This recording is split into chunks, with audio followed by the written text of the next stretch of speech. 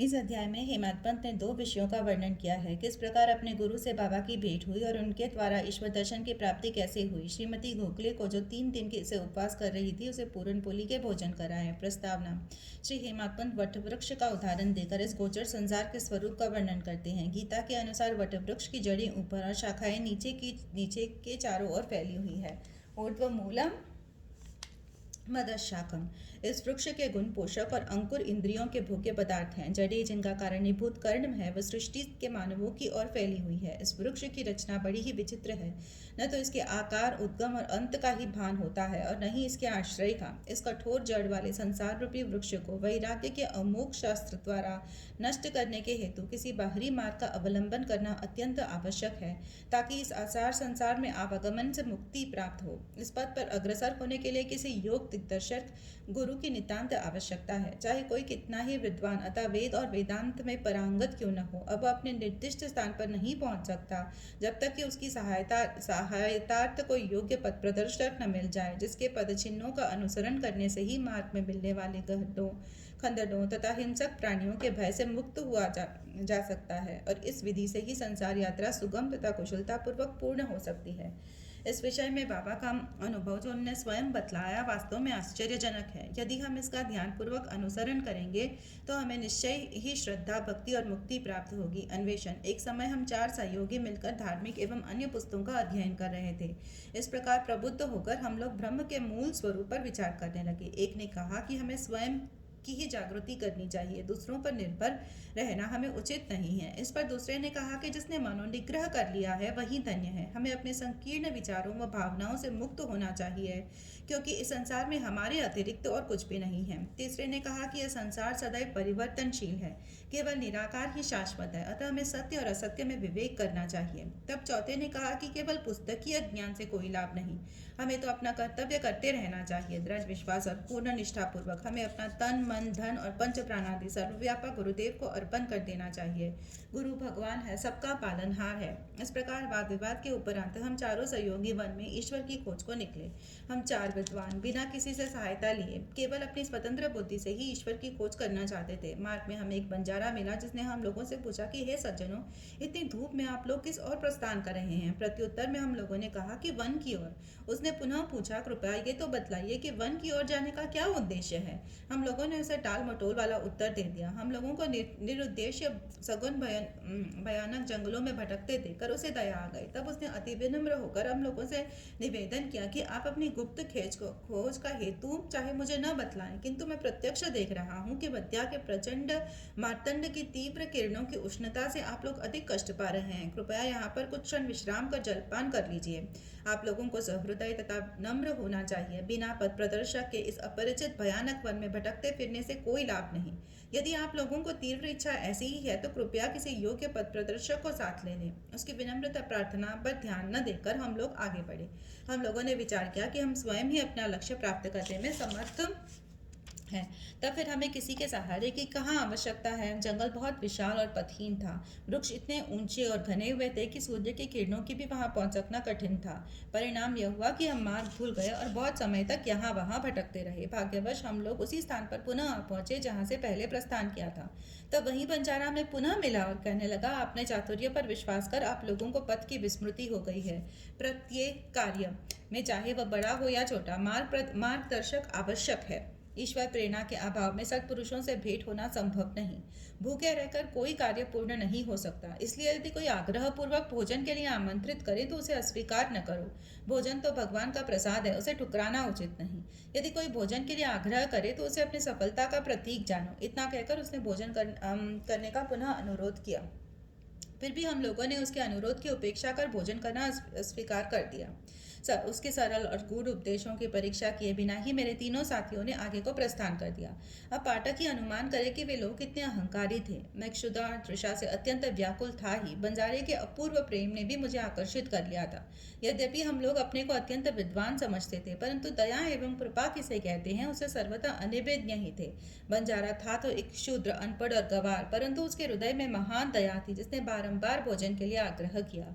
जो दूसरों पर निस्वार्थ प्रेम करते हैं, सचमुच में वे ही महान है। मैंने सोचा कि उसका आग्रह स्वीकार कर लेना ज्ञान प्राप्ति के हेतु शुभ आवाहन है, और मैंने उसी कारण उसके दिए हुए रूखे सूखे भोजन को आदर व प्रेम पूर्वक स्वीकार कर लिया। क्षुधा निवारण होते ही क्या देखता हूँ कि गुरुदेव तुरंत ही समक्ष प्रकट होकर प्रश्न करने लगे कि यह सब क्या हो रहा था। घटित घटना मैंने तुरंत ही उन्हें सुना दी। उन्होंने आश्वासन दिया कि मैं तुम्हारे हृदय की समस्त इच्छाएं पूर्ण कर दूंगा, परंतु जिसका विश्वास मुझ पर होगा, सफलता केवल उसी को प्राप्त होगी। मेरे तीनों सहयोगी तो उनके वचनों पर अविश्वास कर वहां से चले गए। तब मैंने उन्हें आदर सहित प्रणाम किया और उनकी आज्ञा मानना स्वीकार कर लिया। तत्पश्चात वे मुझे कुएं के समीप ले गए और रस्सी से मेरे पैर बांधकर मुझे कुएं में उल्टा लटका दिया। मेरा सिर नीचे और पैर ऊपर को था। मेरा सर जल से लगभग 3 फुट की ऊंचाई पर था, जिससे न मैं हाथों के द्वारा जल को छू ही सकता था और न ही मैं उसके मुंह में जाने की कोई संभावना थी। मुझे इस प्रकार उल्टा लटकाकर वे न जाने कहाँ चले गए। लगभग 4-5 घंटों के उपरांत वे लौटे और उन्हें मुझे शीघ्र ही कुएं से बाहर निकाला। फिर वे मुझसे पूछने लगे कि तुम्हें क्या वहाँ पे कैसे प्रतीत हो रहा था। मैंने कहा कि मैं परमानंद का अनुभव कर रहा था। मुझ समान मूर्ख प्राणी भला ऐसे आनंद का वर्णन कैसे कर सकता है। मेरा उत्तर सुनकर मेरे गुरुदेव अत्यंत ही प्रसन्न हुए और उन्होंने मुझे अपने हृदय से लगाकर मेरी प्रशंसा की और मुझे अपने संग ले लिया। एक चिड़िया अपने बच्चे का जितनी सावधानी से लालन पालन करती है, उसी प्रकार उन्होंने मेरा भी पालन किया। उन्होंने मुझे अपनी शाला में स्थान दिया। कितनी सुंदर थी वो शाला। वहाँ मुझे अपने माता पिता की भी विस्मृति हो गई। मेरे अन्य समस्त आकर्षण दूर हो गए और मैं सरलतापूर्वक बंधनों से मुक्ति पाई। मुझे सदा ऐसा ही लगता था कि उनके हृदय से ही चिपके रहकर उन्हीं को ही निहारा करूं। यदि उनकी भव्य मूर्ति मेरी दृष्टि में न समाती तो मैं अपने को नेत्रहीन होना ही अधिक श्रेयस्कर समझता। ऐसी प्रिय थी वह शाला कि वहां पहुंचकर कोई भी कभी खाली हाथ नहीं लौटा। मेरी समस्त निधि, घर, संपत्ति, माता पिता या क्या कहूँ, वे ही मेरे सर्वस्व थे। मेरी इंद्रियां अपने कर्मों को छोड़कर मेरे नेत्रों में केंद्रित हो गई और मेरे नेत्र उन पर। मेरे लिए तो गुरु ऐसे हो चुके थे कि दिन रात में उनका ही ध्यान में निमग्न रहता था। मुझे किसी भी बात की सूझ न थी। इस प्रकार ध्यान और चिंतन करते हुए मेरा मन और बुद्धि स्थिर हो गई। मैं स्तब्ध हो गया और मानसिक प्रणाम करने लगा। अन्य और भी आध्यात्मिक केंद्र हैं जहाँ एक भिन्न ही दृश्य देखने में आता है। साधक वहाँ ज्ञान प्राप्त करने को जाता है तथा द्रव्य और समय का अपव्यय करता है, कठोर परिश्रम भी करता है, परंतु अंत में उसे पश्चाताप ही हाथ लगता है। वहाँ गुरु अपने गुप्त ज्ञान भंडार का अभिमान प्रदर्शित करते हैं और अपने को निष्कलंक बताते हैं। वे अपनी पवित्रता और शुद्धता का अभिनय तो करते हैं, परंतु उनके अंतकरण में दया लेश मात्र भी नहीं होती है। वे उपदेश अधिक देते हैं और अपनी कीर्ति का स्वयं ही गुणगान करते हैं, परंतु उनके शब्द हृदयवेदी नहीं होते, इसलिए साधकों को संतोष प्राप्त नहीं होता। जहाँ तक आत्मदर्शन का प्रश्न है, वे उससे कोसों दूर पर होते हैं। इस प्रकार के केंद्र साधकों को उपयोगी कैसे सिद्ध हो सकते हैं और उनसे किसी उन्नति की आशा कोई कहाँ तक कर सकता है। जिन गुरु के श्रीचरणों का मैंने अभी वर्णन किया है, वह भिन्न प्रकार के थे। केवल उनकी कृपा दृष्टि से मुझे स्वतः ही अनुभूति प्राप्त हो गई तथा मुझे न कोई प्रयास और न कोई विशेष अध्ययन ही करना पड़ा। मुझे किसी भी वस्तु के खोजने की आवश्यकता नहीं पड़ी, वरन प्रत्येक वस्तु मुझे दिन के प्रकाश के समान उज्जवल दिखाई देने लगी। केवल मेरे वे गुरु ही जानते हैं कि किस प्रकार उनके द्वारा कुएं में मुझे उल्टा लटकाने मेरे लिए परमानंद का कारण न सिद्ध हुआ।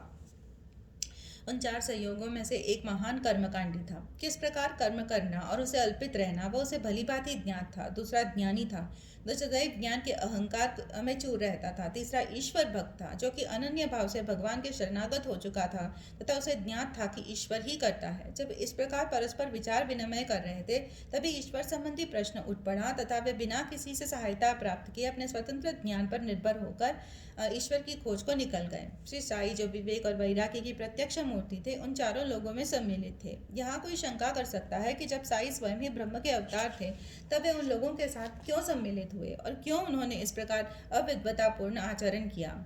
जन कल्याण की भावना से प्रेरित होकर ही उन्होंने ऐसा आचरण किया। स्वयं अवतार होते हुए भी और यह दृढ़ धारणा कर कि अन्न ही ब्रह्म है, उन्होंने एक शूद्र बंजारे के भोजन को सहर्ष स्वीकार कर लिया तथा बंजारे के भोजन के आग्रह की उपेक्षा करने और बिना गुरु के ज्ञान प्राप्त करने वालों की क्या दशा होती है, उसका उसके समक्ष एक उदाहरण प्रस्तुत किया।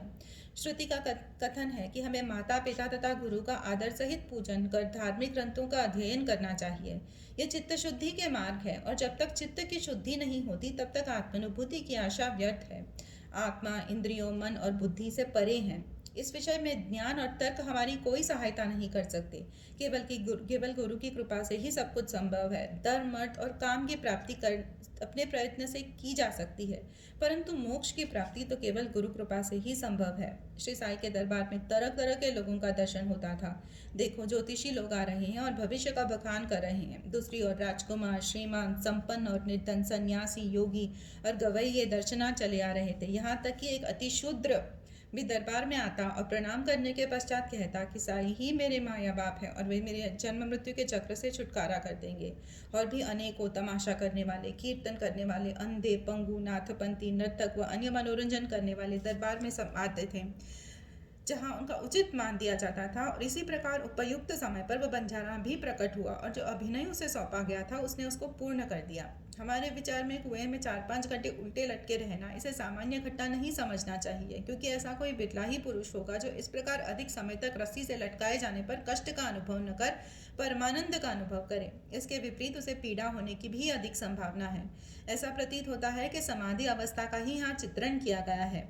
आनंद दो प्रकार के होते हैं, प्रथम ऐन्द्रिक और द्वितीय आध्यात्मिक। ईश्वर ने हमारे इंद्रियों व तन मन की प्रवृत्तियां की रचना बाह्यमुखी की है, और जब वे अपने विषय पदार्थों में संलग्न होती है तब हमें इंद्रिय चैतन्यता प्राप्त होती है, जिसके फलस्वरूप हमें सुख या दुख का पृथक या दोनों का सम्मिलित अनुभव होता है, न कि परमानंद का।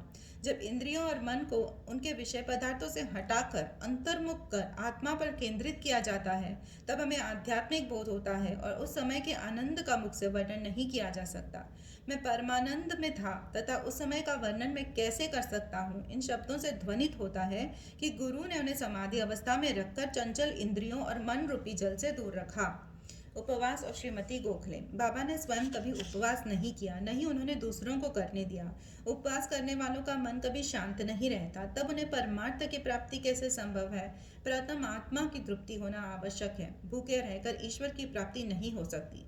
यदि पेट में कुछ अन्न की शीतलता न हो तो हम कौन सी आंख से ईश्वर को देखेंगे, किस जीवा से उनकी महानता का वर्णन करेंगे और किन कानों से उनको श्रवण करेंगे। सारांश यह है कि जब समस्त इंद्रियों को यथेष्ट भोजन व शांति मिलती है, तब जब वे बलिष्ठ रहती हैं, तभी हम भक्ति और ईश्वर प्राप्ति की अन्य साधनाएं कर सकते हैं। इसलिए न तो हमें उपवास ही करना चाहिए और न ही अधिक भोजन।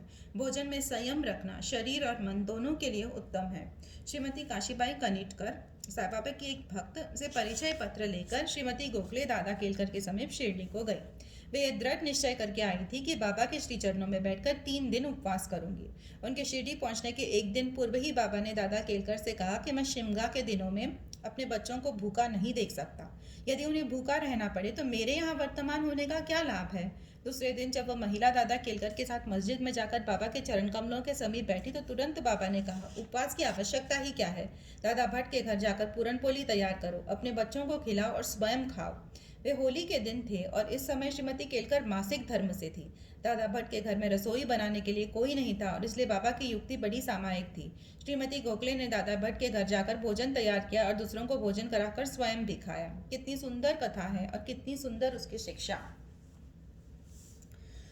बाबा के सरकार। बाबा ने अपने बचपन की एक कहानी का इस प्रकार वर्णन किया। जब मैं छोटा था तब जीविका उपार्जनार्थ मैं बीड़ गांव आया। वहां मुझे जरी का काम मिल गया और मैं पूर्ण लगन व उम्मीद से अपना काम करने लगा। मेरा काम देखकर सेठ बहुत ही प्रसन्न हुआ। मेरे साथ 3 लड़के और भी काम करते थे। पहले का काम 50 रुपये का, दूसरे का 100 रुपये का और तीसरे का 150 रुपये का हुआ। मेरा काम उन तीनों से दुगुना भी हो गया। मेरी चतुराई देखकर सेठ बहुत ही प्रसन्न हुआ। वह मुझे अधिक चाहता था और मेरी प्रशंसा भी करता था। उसने मुझे एक पूरी पोशाक प्रदान की, जिसके सिर के लिए एक पगड़ी और शरीर के लिए एक शेला भी थे। मेरे पास वह पोशाक वैसे ही रखी थी। मैंने सोचा कि जो कुछ मनुष्य निर्मित है वह नाशवान और अपूर्ण है, परंतु जो कुछ मेरे सरकार द्वारा प्राप्त होगा वही अंत तक रहेगा। किसी भी मनुष्य के उपहार की उससे समानता संभव नहीं। मेरे सरकार कहते हैं कि ले जाओ, परंतु लोग मेरे पास आकर कहते हैं मुझे दो, मुझे दो। जो कुछ मैं कहता हूँ उसके अर्थ पर कोई ध्यान देने का प्रयत्न नहीं करता। मेरे सरकार का खजाना भरपूर है और वो ऊपर से बह रहा है। मैं तो कहता हूँ कि खोद कर गाड़ी में भरकर ले जाओ। जो सच्ची माँ का लाल होगा उसे स्वयं ही भरना चाहिए। मेरे फकीर की कला, मेरे भगवान की लीला और मेरे सरकार का बर्ताव सर्वथा अद्वितीय है। मेरा क्या, यह शरीर मिट्टी में मिलकर सारे भूमंडल में व्याप्त हो जाएगा तथा फिर यह अवसर कभी प्राप्त न होगा। मैं चाहे कहीं जाता हूँ या कहीं भी बैठता हूँ, परंतु माया फिर भी मुझे कष्ट पहुँचाती है। इतना होने पर भी मैं अपने भक्तों के कल्याणार्थ सदैव उत्सुक ही रहता हूँ। जो कुछ भी कोई करता है, एक दिन उसका फल उसको अवश्य प्राप्त होगा, और जो मेरे इन वचनों को स्मरण रखेगा उसे मौलिक आनंद की प्राप्ति होगी। श्री सद्गुरु साईनाथ अर्पणमस्तु। शुभम भवतु।